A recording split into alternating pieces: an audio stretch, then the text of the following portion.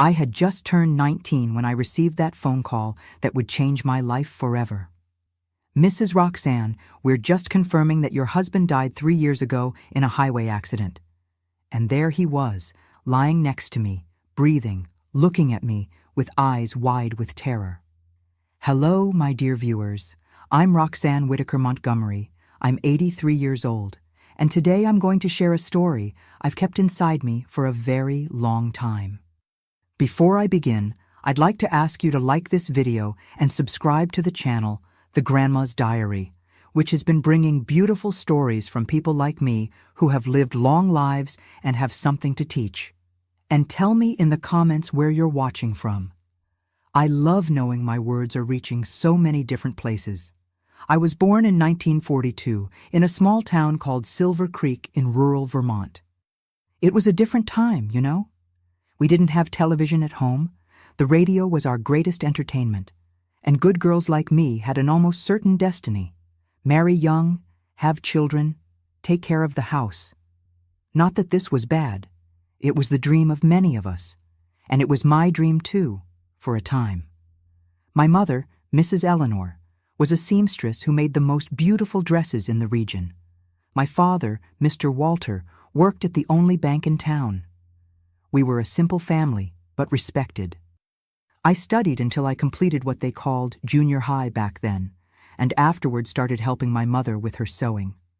I learned to embroider, to crochet, all those accomplishments that a proper young lady was supposed to know. Our town was so small that we knew practically everyone, so when a new man appeared, he became the talk of every household. And that's how it was with Theodore. He arrived on a Sunday in March of 1961, parked a gleaming blue car in the town square, and that very same day he was at the 6 o'clock service. Tall, with well-combed black hair, an impeccable suit, and a smile that, oh my, that smile moved something in me the first time I saw it. Theodore introduced himself as a seller of fine fabrics, bringing samples of silks and cashmeres from New York, Chicago, and even from distant countries like Italy and France. The ladies in town were enchanted, my mother included. And since he needed someone who understood fabrics to help him arrange his samples, I ended up being recommended. During those afternoons, we spent together organizing fabric swatches. He told me stories of his travels, of the big cities he'd seen, of the elegant hotels where he stayed. For a girl who had never left that small town, each word was like a window opening to a new world, bright and full of possibilities. It wasn't long before we started courting. My parents, initially suspicious of this outsider, were won over by his polite manners, by the small presents he brought, by how he spoke of the future with such certainty.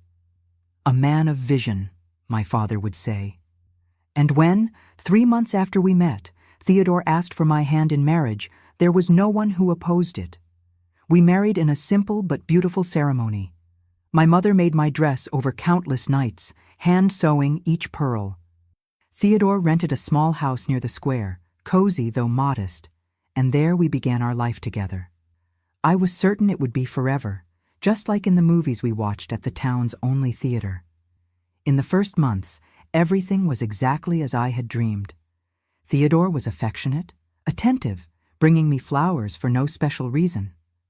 At night, sitting on the porch, he would tell me about the places we would visit together one day. Paris, Rome, New York. I believed every word because I wanted to believe. Because I loved him with that first love, which is so pure, so blind. It was around our 6th month of marriage that Theodore's trips started becoming more frequent and longer. "The business is growing, darling," he explained. "I'm expanding to other regions." And I, of course, supported him. What wife wouldn't be proud of her husband's success? At first, he was gone 3 or 4 days, then an entire week. Over time, his absences lasted 15 days, sometimes a month. When he returned, he always brought some gift, a silk scarf, French perfume, imported chocolates, and stories, many stories about difficult clients, luxurious hotels, business dinners. I missed him, naturally. The nights were long and quiet without his presence, but I consoled myself by tending to our home, cooking his favorite meals for when he returned, embroidering tablecloths and sheets for our home, and dreaming of the day when we would have children running through those rooms. As time passed, something began to change. I can't say exactly when I noticed the first inconsistencies. Perhaps when I mentioned the name of a client he had spoken of months before, and Theodore seemed not to remember. Or when I found a hotel receipt from Boston, dated when he said he was in Philadelphia. Small details that alone meant nothing, but together began to form a pattern. I clearly remember the first time doubt truly settled in my heart. It was when Theodore returned from a 3-week trip, and, as I unpacked his suitcase, I found a woman's handkerchief with a perfume that wasn't mine. When I asked, he laughed and said it probably belonged to the hotel maid who must have dropped it while tidying his things. I believed him, or pretended to believe, because in that era, in 1962, a wife didn't question her husband. A woman didn't raise suspicions without concrete proof, and more than anything, I didn't want to see the truth that was beginning to take shape before my eyes. The trips continued, becoming longer each time. There was a period when Theodore was gone for almost 2 months. When I called some of the contacts he had left me, no one could tell me his exact whereabouts. He must be visiting other clients, they would say, and I swallowed the knot in my throat, along with my growing doubts. It was during this time that I began to notice other details. How Theodore avoided talking about his family, how he never took me on his trips, even when I insisted I could help him with clients. How, sometimes, he received phone calls late at night and went out to the yard to answer them, returning with a worried expression. One afternoon, while cleaning the lining of one of his old jackets, I found an ID card. The man in the photo was Theodore, no doubt, but the name was different. Thomas Whitaker. I kept that to myself, not mentioning it. I began paying more attention, looking for more clues. During one of his long absences, I decided it was time to search more thoroughly. I went through every corner of our house while he was away. That's how I found, hidden in the lining of an old suitcase, a box with documents. There were other IDs with different names, but always with his photo. Birth certificates. A death certificate in the name of Thomas Whitaker, dated 3 years before we met. And worst of all, photographs. Photographs of Theodore, or whoever he was, with other women. In some, there were children. My world collapsed in that moment. I sat on the floor of our bedroom, surrounded by those proofs of betrayal, and cried until I had no more tears. But then, something inside me changed. A strength I didn't know I possessed began to grow. I would not be just another victim. I needed to understand exactly who I was married to and what was happening.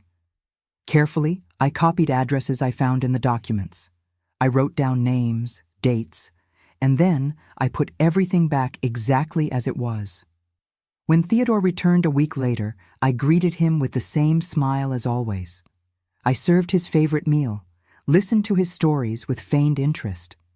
On the outside, I was the same devoted Roxanne. Inside, something had died, and something new, harder, more determined had been born. During the 3 years we had been married, I had never left our little town alone. But now, I had a purpose. I waited for Theodore to leave for another of his business trips, and for the first time, I packed my own bags. I told my mother I was going to visit a distant cousin, and I caught the bus to Pittsburgh, the first of the addresses I had found. What I discovered on that journey changed my life forever. And it confirms that shocking phrase I began my story with. The man I called husband, who slept beside me, had officially died 3 years earlier in an accident that never happened. But that, my dears, is for the next chapter of my story. If you want to know what I discovered in Pittsburgh and how I unmasked the man I thought was my husband, don't forget to keep watching. And again, please like, subscribe to The Grandma's Diary, and share this with someone who needs to hear a story of overcoming like mine. Thank you for listening to me this far. Part 2. You can't imagine what I felt when I stepped off that bus in Pittsburgh. It was 1964. I had just turned 22, and I had never been in a big city before. The buildings, the noise, so many people rushing about. Everything frightened me. But what frightened me even more was what I might discover about the man I called my husband. I took with me only the address I had written down and a photograph of Theodore.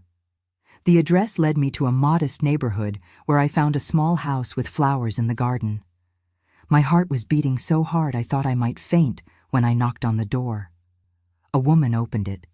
She must have been about 30, with a child clinging to her skirt.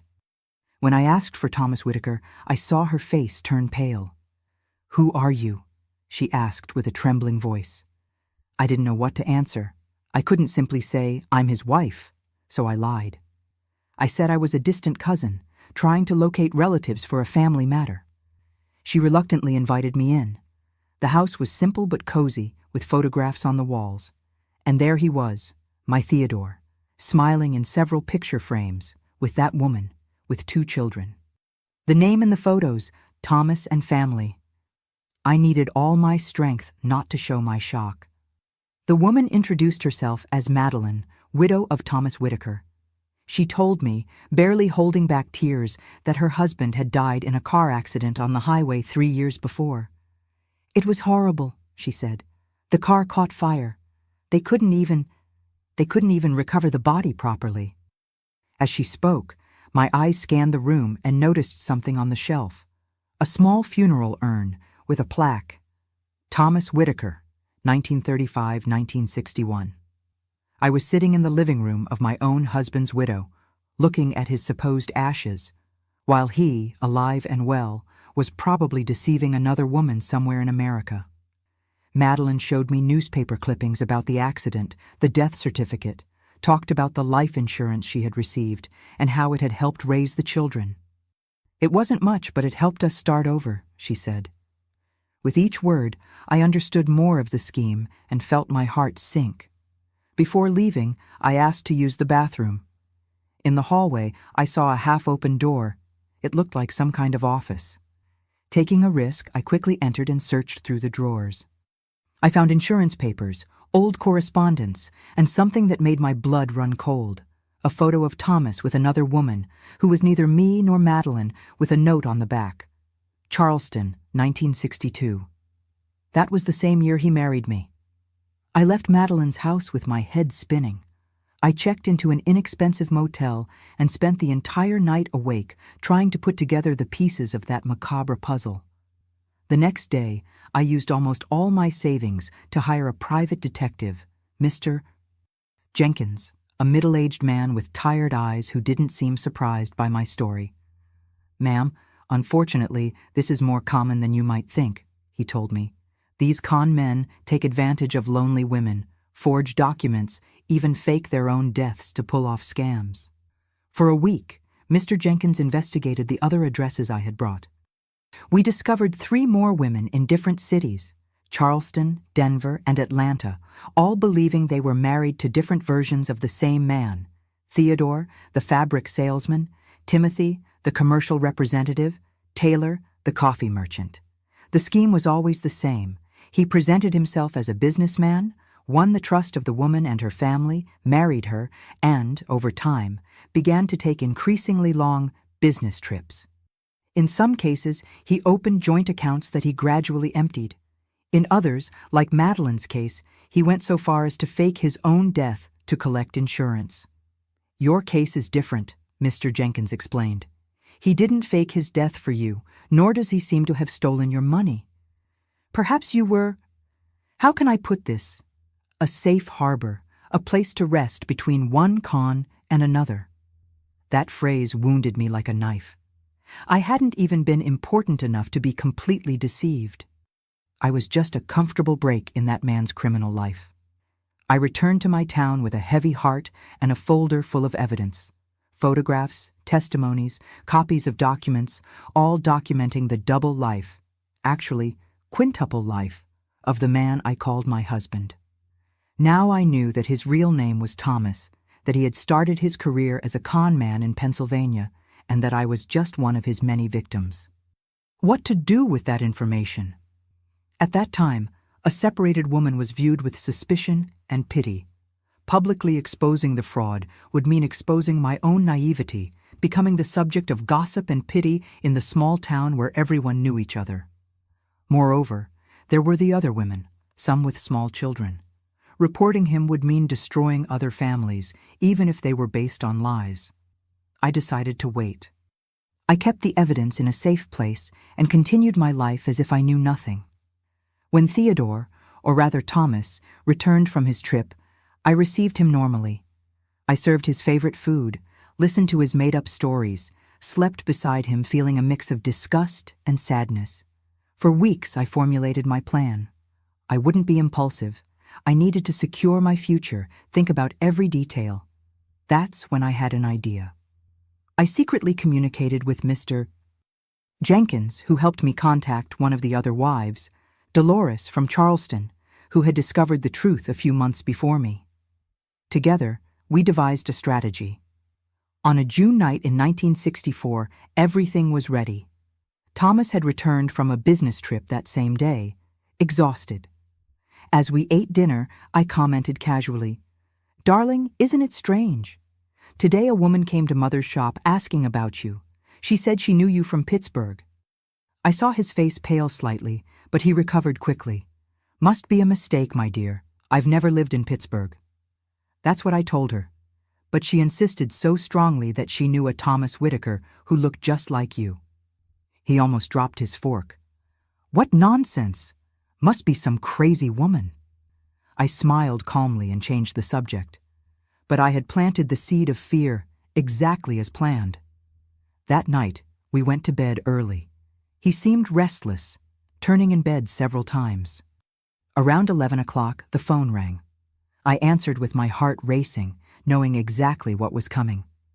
On the other end of the line, Dolores, following our planned script, said in a loud and clear voice, "Ma'am, we're just confirming that your husband Thomas Whitaker died 3 years ago in a highway accident near Pittsburgh." I felt Thomas sit up abruptly in bed beside me. I replied calmly, "What did you say? My husband is dead? But he's right here beside me." The expression of panic on his face when I turned to look at him is something I'll never forget. His eyes were wide open, his mouth agape, all the blood had drained from his face. I hung up the phone slowly, without taking my eyes off his. "Is there a problem, Theodore? Or should I call you Thomas? Or do you prefer Timothy? Taylor, perhaps?" He tried to get up, but I had anticipated this. "Don't worry," I said, surprisingly calm. "The bags you keep in the basement with your fake documents and hidden money? They're not there anymore. And all the exits of the house are being watched by people who know exactly who you are." It was a bluff, of course. There was no one watching the house, but he had no way of knowing that. I saw desperation grow in his eyes as he calculated his chances. "Roxanne, I can explain," he began, using that soft tone that had deceived me so many times. "It's not what you're thinking." "Isn't it?" I asked, opening the nightstand drawer and taking out some of the photographs I had collected. "Isn't this you with Madeline and your 2 children in Pittsburgh? Or with Dolores in Charleston? Or perhaps you'd like to explain how you managed to die in 1961 and still be here, breathing in front of me?" He looked at the photographs, then at me, and something changed in his face. The mask of charm and confidence fell away completely, revealing what was beneath, a cornered, calculating, dangerous man. "What do you want?" he finally asked, his voice different, colder, more true. "I want you to listen very carefully," I replied, surprising myself with my firmness. "I have copies of all your fake documents, testimonies from your other wives, evidence of every scam you've pulled in recent years. If anything happens to me, all of this goes straight to the police." He swallowed hard, nodding slowly. "I won't report you," I continued. "Not for your sake, but because I don't want other innocent women and children to suffer the public humiliation. But I have my conditions." It was there that night that I took control of my life for the first time. I demanded that he finance my education. I wanted to study business administration, something unusual for women at that time. I also demanded a sum to open my own business, ironically, a fine fabric store, taking advantage of the knowledge I had acquired from him. And after that, I want you to disappear from my life forever. No official divorce. I know our marriage isn't legal anyway, since you're still officially married to Madeline. Just go away and never come back." He agreed to everything. What else could he do? That very night, he wrote a check for a considerable amount, money that, I later discovered, came from his scams. The next morning before dawn, he left. He left behind only a note. "You're smarter and stronger than all the others. Maybe that's why I really did care for you." When my parents and the neighbors asked about Theodore's sudden disappearance, I told the story I had prepared. He had received an irresistible offer to work abroad and had left in a hurry. Over time, he would stop responding to my letters, and I would become another widow with a living husband, like so many others in that era. But I would not be a victim. I wouldn't cry for a man who never existed. The pain of betrayal was real. The love I felt was also real. But now I had something more important, my own life to rebuild. And that's exactly what I began to do the very next day. I enrolled in preparatory courses for college entrance exams, facing looks of astonishment from men and women who couldn't understand why a married woman wanted to study. I rented a small commercial space and began planning my fine fabric store, the same ones that Thomas sold in his imaginary travels. That phone call on that dark night in June was the end of a life based on lies, but it was also the beginning of my true story. A story that, I promise, becomes even more surprising from here on. But that, my dears, I'll tell in the next chapter. If you're enjoying my story of overcoming, please leave your like and share with someone you think needs to hear this. Sometimes, it's from the most painful situations that our greatest strength is born. Thank you for continuing with me on this journey. Part 3. Picking up my story, my dear viewers. That year of 1964 marked the beginning of a new Roxanne. A woman born from the ashes of a marriage based on lies. Many ask me how I found the strength to move forward after such disappointment. The truth? I simply had no choice. Life doesn't stop to console us. The first months were the hardest. I woke up every morning with that strange feeling in my chest, an inexplicable emptiness. It wasn't longing for Thomas. It was longing for the innocent Roxanne I had been, for the woman who believed in romantic love, in happy endings, in eternal promises. That Roxanne had died along with Thomas's lies, and I was still mourning her. I clearly remember the day I took the exam to enter college. It was March 1965. I was 23. And I sat in a room full of young people, 18 or 19 years old. The only mature face besides mine was that of a gentleman almost 50 years old, who I later discovered was a retired judge fulfilling an old dream. When the proctor distributed the tests, a girl next to me whispered, "Ma'am, aren't you in the wrong room? This is college entrance, not a sewing class." I took a deep breath, looked her in the eyes, and replied quietly, "I'm exactly where I should be." And I was. I finished that test with hands aching from writing so much and the certainty that for the first time I was charting my own path. When the results came out, my name was among those accepted for the business administration program. Only 3 women had passed that year out of a total of 40 spots.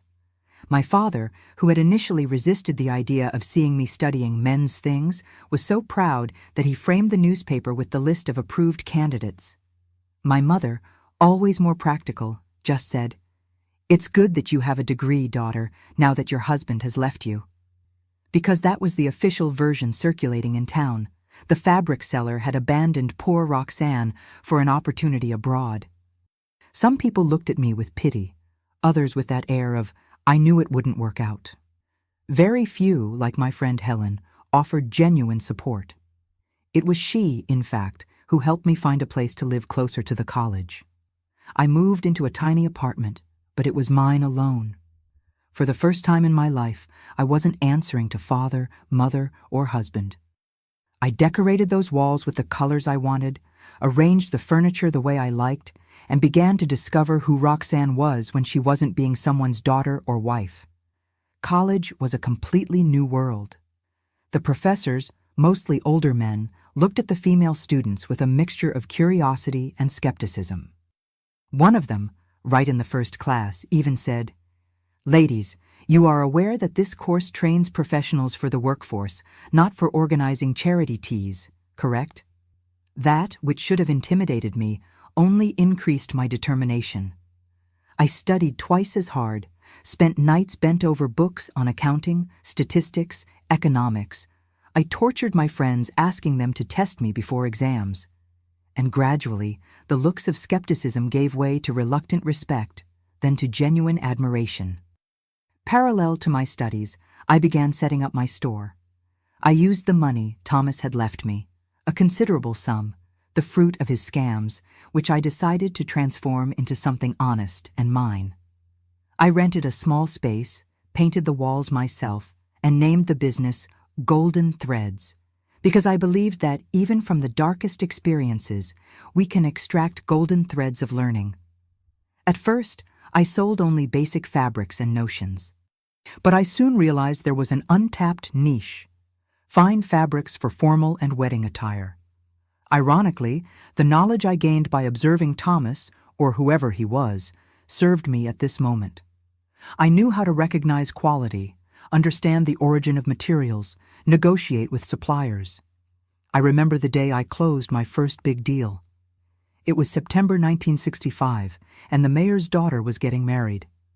The bride's mother, Mrs. Evelyn, came into my shop by chance, looking for lace for the dress. I showed her a piece of Italian silk that had just arrived. I had invested almost all my savings in it. When Mrs. Evelyn touched the fabric, her eyes lit up. "Where did you get this, girl? I couldn't find anything like it, even in New York." "I have my contacts, Mrs. Evelyn," I replied, feeling a bitter taste of irony. The contacts were, in fact, a legitimate vendor I had met through my investigations about Thomas. Mrs. Evelyn not only bought the entire piece of silk, but hired me to supply all the fabrics and notions for the wedding, including for the dresses of the 5 bridesmaids. That night, sitting alone in my apartment, I cried. Not from sadness, but from a strange mixture of relief and pride. It was really happening. I was reinventing myself. The mayor's daughter's wedding was a milestone. The women of high society, impressed with the quality of the materials, began frequenting my store. Soon I needed to hire an assistant, then another. Meanwhile, I continued studying, often going straight from the store to evening classes, exhausted but determined. It was around 1967 that things really began to change. I was in my 3rd year of college, my grades were exemplary, and the store was prospering to the point that I was already thinking about expanding. That's when I met Mrs. Augusta, an elegant lady of almost 70, widow of an industrialist. She came into my store looking for fabrics to renovate the decor of her mansion. As we showed her the options, Mrs. Augusta began asking questions about me, about how a young woman managed a business alone, about my studies. I answered honestly, omitting only the sordid details about Thomas. I spoke of my passion for commerce, of how I believed women could and should seek financial independence. "You know, my dear," said Mrs. Augusta, "my husband left me several commercial properties downtown. I have a space 3 times larger than this, on the main avenue, empty for months. Would it interest you?" I swallowed hard. That space on the main avenue was any merchant's dream, but it would be completely beyond my financial reach. "I'm afraid the rent for a place like that is beyond my current possibilities, Mrs. Augusta." She smiled, with that air of knowing more than she was saying. "Perhaps we can come to a different arrangement. Come have tea with me tomorrow and we'll talk." The next day, nervous as a schoolgirl, I knocked on the door of Mrs. Augusta's mansion. In her luxurious winter garden, among fine porcelain cups and buttery cookies, she made me a proposal that would change my life.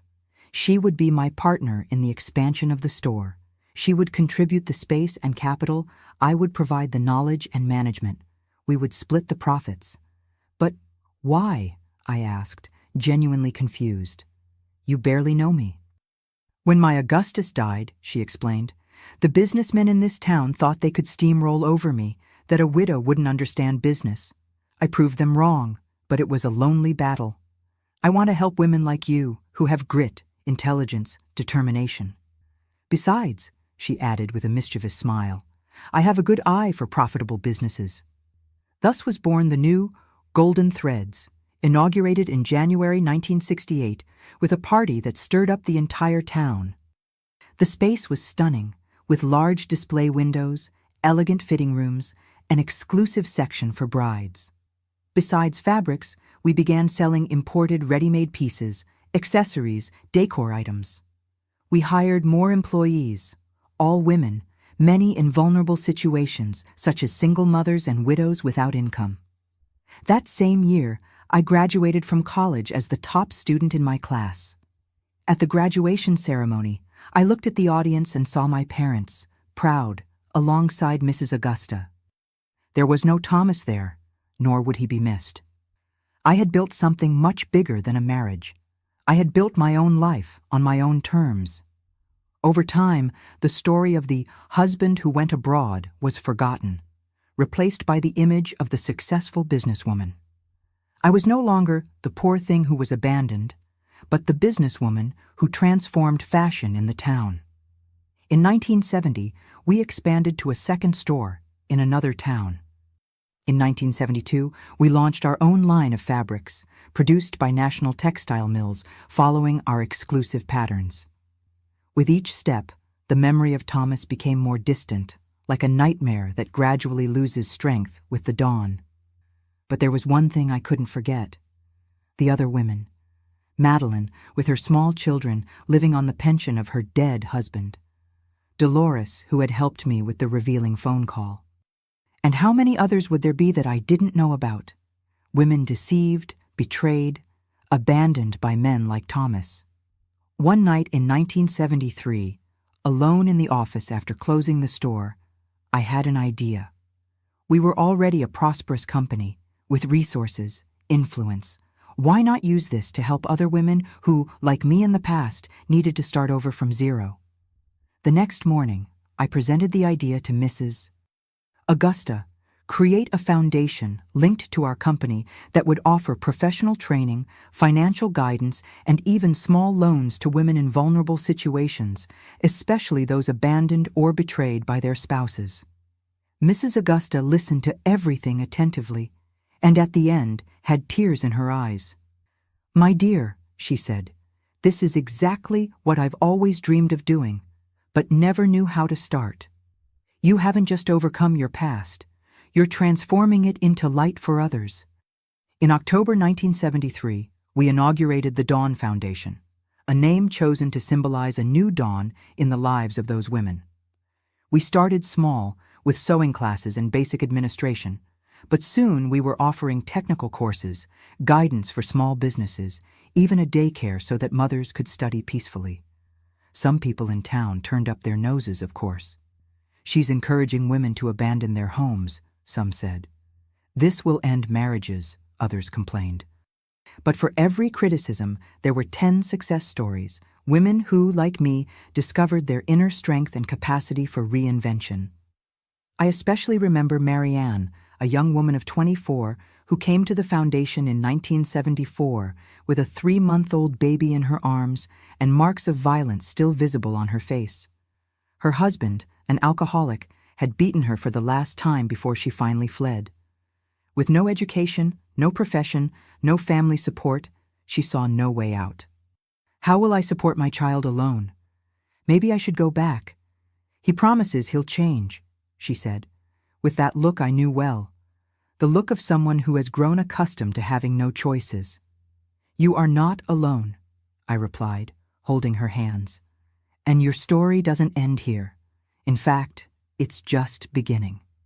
Today, so many years later, Marianne is the manager of one of our stores, and her daughter, that baby she carried in her arms, graduated in law. There are hundreds of stories like this, hundreds of lives transformed, in a cascade effect that began on that terrible night when I received a phone call saying my husband was dead, while he slept by my side. The pain of betrayal, the humiliation, the fear of the future, all of this was real. But equally real was the strength I discovered. the ability not only to survive, but to thrive and help others do the same. If I could go back in time, I wouldn't change anything. Every tear shed was a seed for what would come after. And what came after, my dears, included a surprise that even in my wildest dreams I couldn't have imagined. A surprise that arrived by mail almost 20 years later, when I had almost forgotten the real name of the man I once called husband. Part 4. The 70s and 80s were a time of steady growth, both for the business and for me personally. Our Golden Threads chain expanded to 5 stores in different cities, and the Dawn Foundation had already helped more than 1,000 women restart their lives. In 1982, I lost my great friend and mentor, Mrs. Augusta, who passed away at 85, leaving me as the main manager of everything we had built together. It was a hard blow, but she had taught me well. I continued our work with the same determination. I had just turned 40 when I began receiving invitations to give lectures at universities and conferences about female entrepreneurship. Just imagine. I, who once was that shy, small-town girl, was now on stages, telling my story, or at least the version of it that could be shared publicly.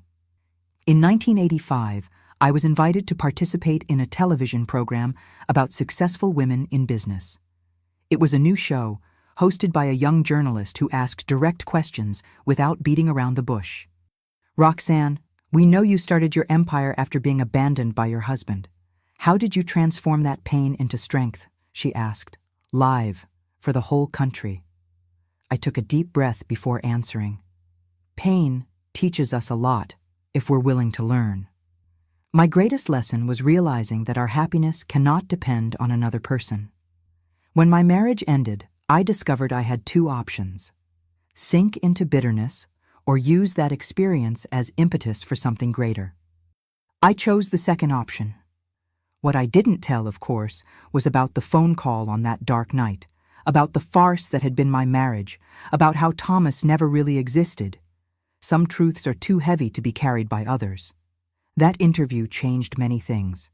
Letters began to arrive, dozens, then hundreds of them. Women from all over America writing to share their stories, thank me for the inspiration, ask for advice. I read each letter personally and answered many by hand, even when my assistants insisted it was impossible to keep up with so much correspondence.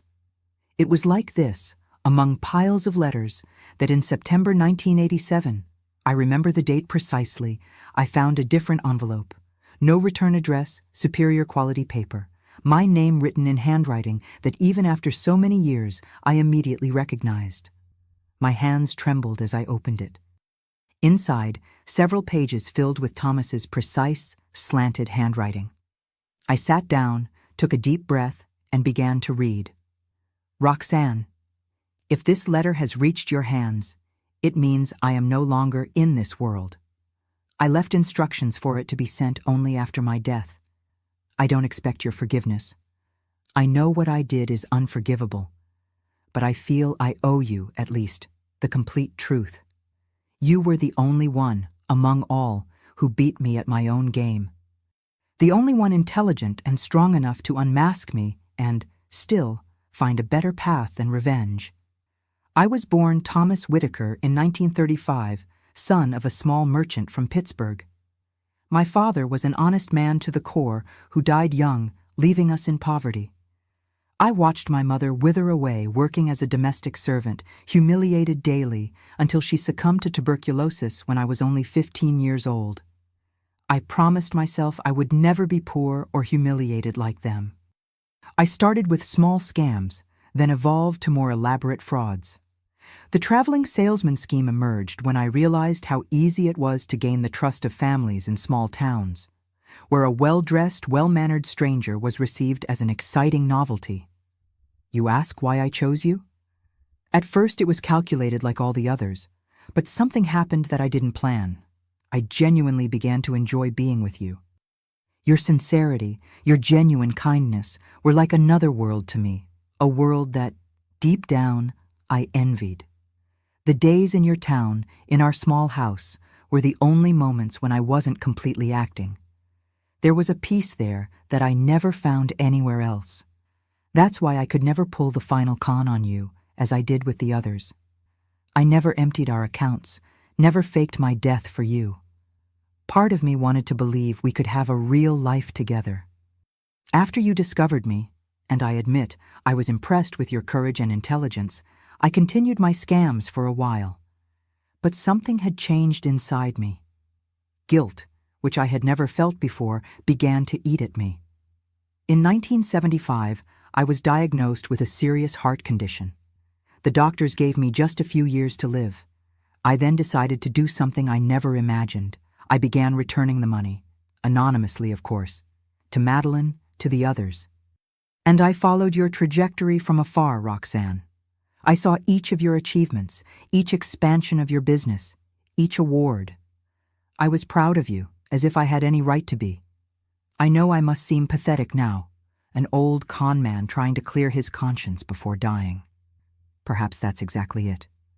But I want you to know that among all the lies I told in life, there was one truth. The moments with you were the closest I ever came to knowing what real love is.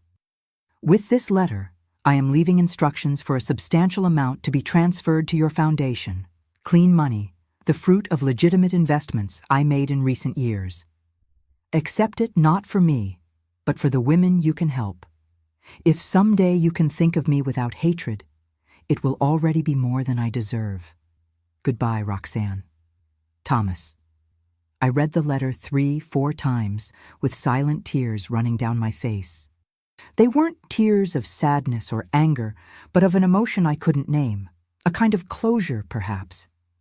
Along with the letter were documents from a Swiss bank confirming the transfer of a sum that left me breathless. It was enough money to expand the foundation across the country. That night, alone in my apartment, I looked out the window at the city I now called mine. I tried to imagine where and how Thomas had died. Alone? Repentant? Had he really changed, or was this just his last and most elaborate con? I would never know for sure. What I did know, however, was that money could change the lives of hundreds of women. After consulting lawyers and confirming the funds were legal, I accepted the donation. But with one condition: we would never use Thomas's name. Instead, we would create a new program called Project Rebirth, because in the end, that's what it was about, giving a chance for rebirth to those who needed it. 2 weeks after receiving the letter, I made an impulsive decision. I took a plane to Pittsburgh, the city where it all began.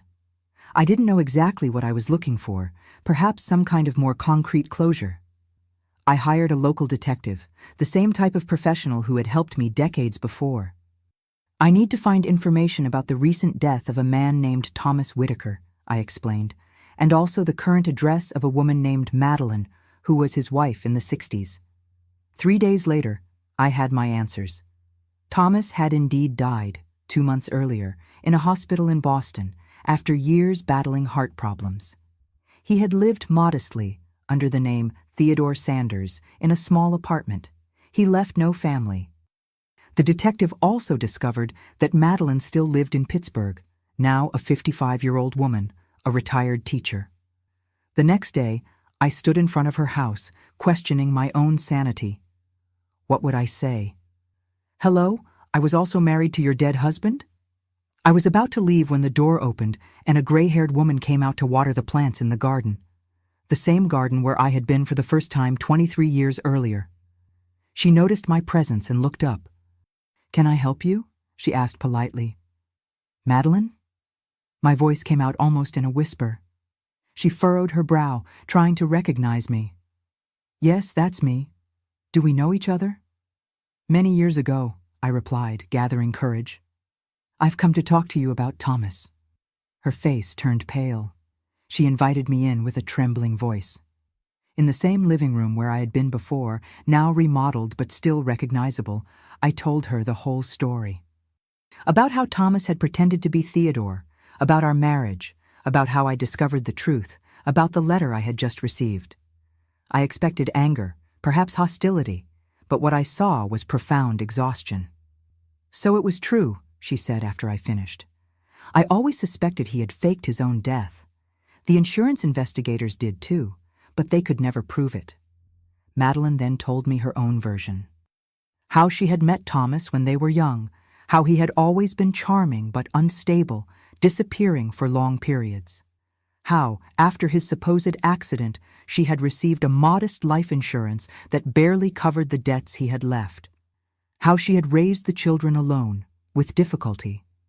"And you know what's strangest," she said, serving us tea. "About 10 years ago, I started receiving anonymous deposits. Small amounts at first, then larger. I suspected it was him, trying to make amends somehow." We sat in silence for a moment, two women united by a man who had deceived them both, and who, perhaps in the end, had tried to make peace with his past in the only way he knew. "Your children," I began hesitantly. "Do they know?" "The oldest one suspects. The youngest was very small when it happened, barely remembers his father. I preferred to leave it that way." She took a sip of tea. "And you? Do you have a family?" I smiled. "In a way. I have my businesses, my foundation, hundreds of women who have passed through our doors. It's a different kind of family, but it's mine." We talked for hours, sharing stories not just of Thomas, but of our lives, of how each of us, in our own way, had overcome that betrayal. When I said goodbye, Madeline unexpectedly embraced me. "He didn't deserve either of us," she whispered. "No," I replied. "But perhaps we deserved the strength we found after him." I returned home with a strange sense of peace. The circle was closed. Thomas, the man who had broken my heart and transformed my life, was now just a memory, no longer a ghost haunting my thoughts. The money he had left would be used for a greater good, helping women do the same that Madeline and I had done, rebuild life on our own terms. In the following years, Project Rebirth expanded to 5 states. Stories of transformation multiplied. When, in 1995, the press discovered the generous anonymous donation that had financed this expansion, I invented a story about a benefactor who wished to remain unknown. After all, certain truths are like seeds. They need suitable soil to germinate. And the truth about Thomas, about me, about our strange and tortuous journey, was perhaps too complex to be shared at that moment. But today, decades later, I feel I can finally tell this story completely. Not to arouse pity or admiration, but to show that our deepest wounds sometimes become our greatest sources of strength. That phone call on the dark night, "Your husband died 3 years ago," was not the end of my story. It was just the first chapter of a life that I would write myself, page by page, with my own hands. But there's still one last chapter to tell. The legacy I built and what happened in the last decades, up to the present day. How I transformed that frightening phone call into a full life, with purpose, until reaching my 83 years with a light heart, despite the scars. And that, my dears, I will share in our last meeting. Part 5. And so we come to the final chapter of my story, my dear viewers. The 90s brought winds of change to America and to me as well.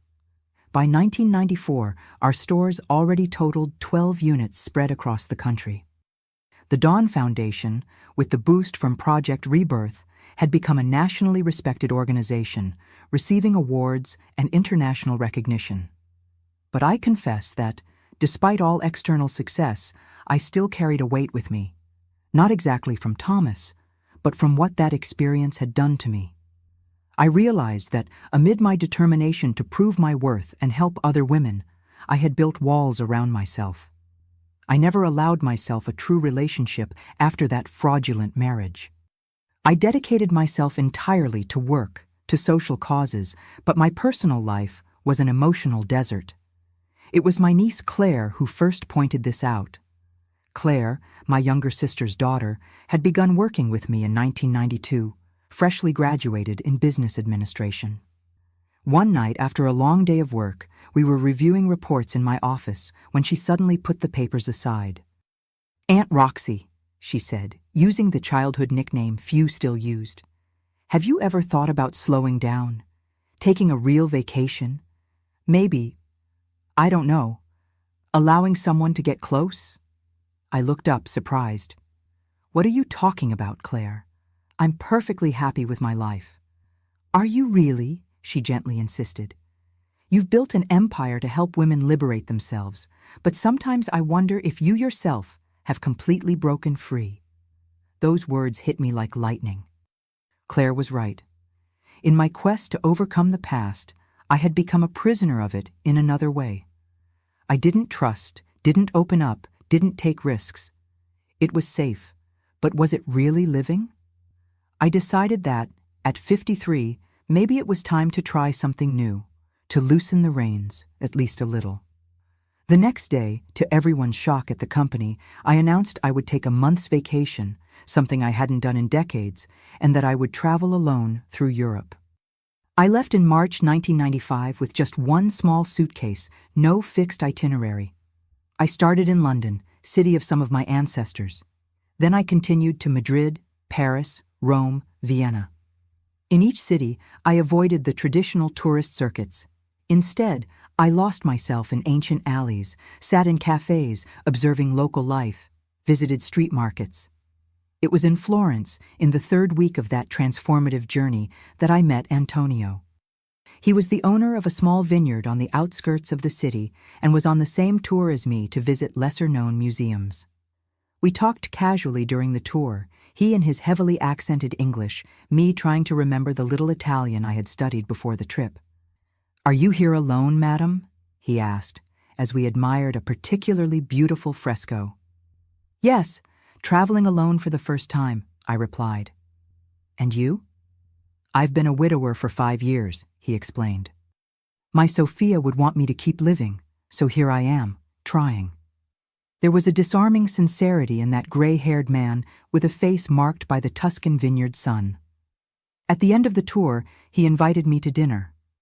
I accepted, to my own surprise.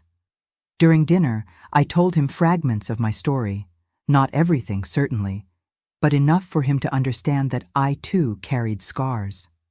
"La vita è strana," he said, raising his wine glass. "Life is strange.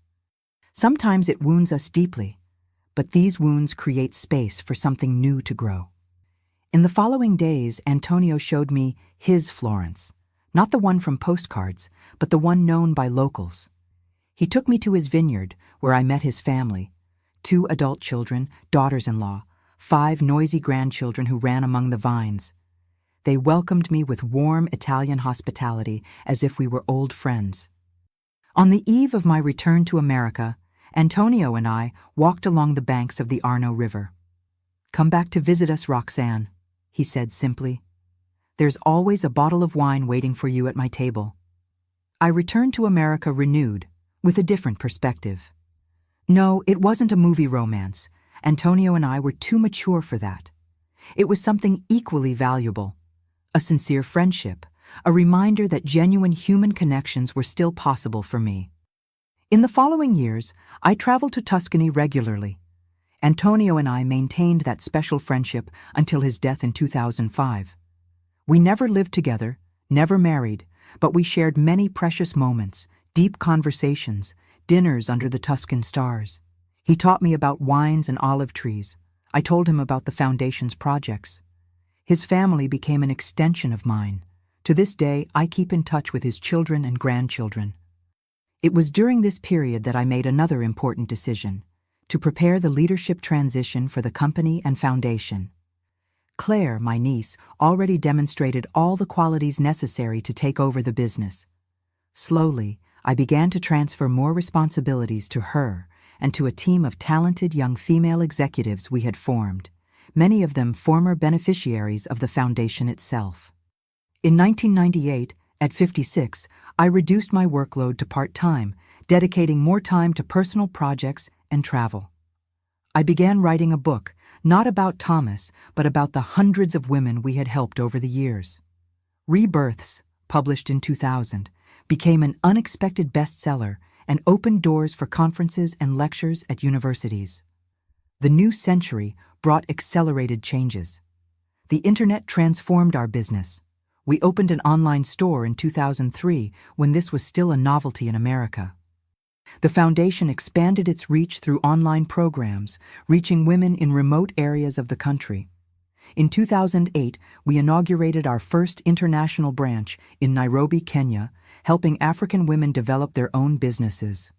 It was also during this period that I received a surprising phone call. It was Robert, Madeline, and Thomas's youngest son. "Mrs. Roxanne," he said hesitantly on the phone, "my mother passed away last month, and among her belongings we found letters from you. I'd like to meet you in person, if possible." After that first meeting with Madeline in 1987, we had maintained sporadic contact, occasional letters, phone calls during the holidays. She never revealed the complete truth to her children about their father, only that I was an old family friend. Now, at 46, Robert was seeking answers. I invited him to visit me in New York, where I now lived in a cozy apartment overlooking Central Park. When he arrived, I was struck by the resemblance. He had the same intense eyes as Thomas, the same determined chin. "My mother always said that one day she would tell me the whole truth about my father," explained Robert, sitting in my living room. "But time passed. She fell ill quickly. And now I only have questions." I looked at that man, not a victim as I once was, but still someone whose past had been built on lies, and made a decision. I told him everything. About how Thomas had faked his own death, about our marriage, about the other women, about the letter I had received decades earlier, and also about the good side, how the money left by Thomas had helped hundreds of women through the foundation. Robert listened to everything in silence, occasionally wiping away a tear. "I always suspected there was more to this story," he finally said. "Some details never made sense. Thank you for your honesty." "Your father wasn't a bad man," I told him, surprised by my own words. "He was complicated, full of contradictions. He hurt many people, but, in the end, he tried to do something right." Robert nodded. "I can't judge him. I didn't know him well enough for that. But I can choose what to do with this story, can't I? Just as you did." Before leaving, he handed me a small box. "I found this among my mother's things. I think it should be with you." Inside the box was an antique brooch, a small golden flower with a pearl in the center. I recognized it immediately. It had been my wedding gift to Madeline, bought with my meager savings during the visit I made to her in 1987. "She wore it on special occasions," explained Robert. "She said it was to remind her that even from the most painful stories, true friendships can be born." That meeting with Robert was a kind of final closure. The circle was complete. The ghosts of the past, finally, completely exorcised. In 2010, at 68, I officially retired from business management, taking only an advisory role on the foundation's board. Claire took over as CEO of the group, further modernizing operations while maintaining the essential values we had established. The following years were dedicated to personal projects. I began to paint, a hobby I had always wanted to develop. I traveled extensively, often accompanying social projects in developing countries. In 2015, at 73, I accepted an invitation to teach social entrepreneurship at a university, an invigorating experience, sharing knowledge with young people eager to make a difference in the world. Today, at 83, I look back and see not just the pain of that fraudulent marriage and that frightening phone call, but everything that came after. The stores that became a national chain, the foundation that impacted more than 10,000 women, the published books, the lectures, deep friendships like the one I had with Antonio, the borrowed children like Robert, the Italian grandnephews who affectionately call me Nonna Roxanne when I visit them in Tuscany. I realized that phone call I received so many decades ago, "Your husband died 3 years ago," was paradoxically the beginning of my true life. It was when I stopped being a character in someone else's story and began to write my own narrative. You might wonder if I have regrets. If looking back, I wish I had never met Thomas, never lived that farce, never felt that piercing pain of betrayal. The honest answer? No, I don't regret it. That experience forged me. transformed me into the woman I became. Pain is a severe teacher, but an efficient one. It teaches us about our own strength, about the human capacity to begin again, about how the deepest wounds can transform into blessings in disguise. If today I am who I am, if I've helped who I've helped, if I've built what I've built, I owe much to that terrible night when I received a phone call saying my husband was dead, while he slept by my side. Today I live at peace with my past. The scars are still there, of course. Scars don't disappear, but they no longer hurt. They are just marks of a battle won, testimonies of an extraordinary journey that began with tears and ends, now, with gratitude. And if there's a message I'd like to leave with you, who have so generously accompanied me through this narrative, it is this. No matter how dark the night you're going through now, dawn will come. Perhaps not in the way you expect or desire, but it will come.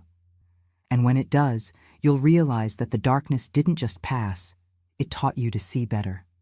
This was my story. Thank you for listening to me with such care. If it touched your heart in any way, please leave your like, share with someone who might need hope today, and subscribe to the Grandma's Diary for more stories like this one. After all, each of us carries a story of overcoming within us. Some already lived, others still to be lived. And always remember, we are not defined by the blows life gives us, but by the strength with which we rise after them. A big hug from this grandma who learned that sometimes the greatest gifts come disguised as the greatest pains. Until next time, my dears.